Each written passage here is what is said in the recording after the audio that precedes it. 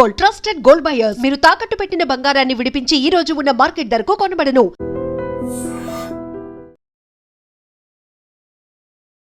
రాష్ట్రంలో కల్తీ నెయ్యి తయారీ విక్రయాలపై ఫుడ్ సేఫ్టీ డిపార్ట్మెంట్ ఉక్కుపాదం మోపింది.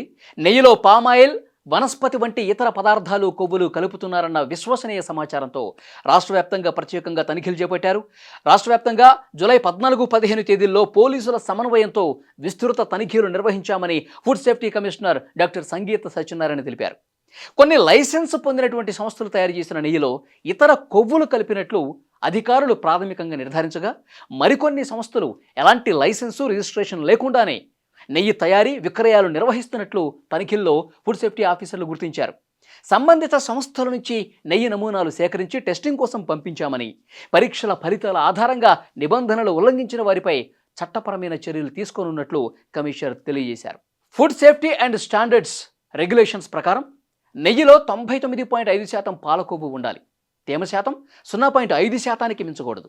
నెయ్యిలో పామాయిల్, వనస్పతి వంటి వృక్షజన్యు కొవ్వులను కలపటం ఫుడ్ సేఫ్టీ అండ్ స్టాండర్డ్స్ చట్టం 2006 ప్రకారం నిషేధమని ఆమె వివరించారు. హైదరాబాద్ క్యూర్ ప్రాంతంలో నిర్వహించిన ప్రత్యేక డ్రైవ్లో 14 సంస్థలు తనిఖీలు చేశారు.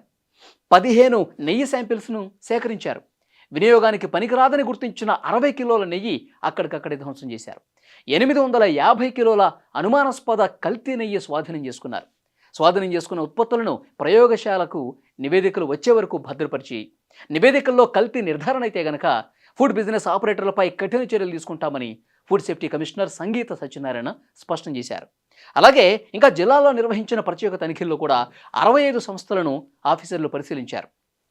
మొత్తం 91 నెయ్యి నమూనాలు సేకరించి పరీక్షలకు పంపించారు.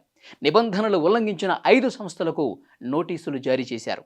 కాబట్టి వినియోగదారులు వాటి పట్ల అప్రమత్తంగా ఉండాలని చెప్తున్నారు. వినియోగదారులు లైసెన్స్ ఉన్న విశ్వసనీయ సంస్థల నుంచే నెయ్యి కొనుగోలు చేయాలని కమిషనర్ తెలియజేశారు. కొనుగోలు చేసే ముందు FSSAI లైసెన్స్ నంబర్, మ్యానుఫ్యాక్చరింగ్ లేబుల్ని తప్పనిసరిగా పరిశీలించమన్నారు. కొనుగోలు బిల్లుల్ని భద్రంగా ఉంచుకోవాలి. కల్తీ ఆహార పదార్థాలు లేదా లైసెన్స్ లేకుండా విక్రయాలు జరుగుతున్నట్టు మీకు ఏమైనా అనుమానం ఉంటే వెంటనే ఫుడ్ సేఫ్టీ డిపార్ట్మెంట్కు సమాచారం అందించాలని కమిషనర్ విజ్ఞప్తి చేశారు.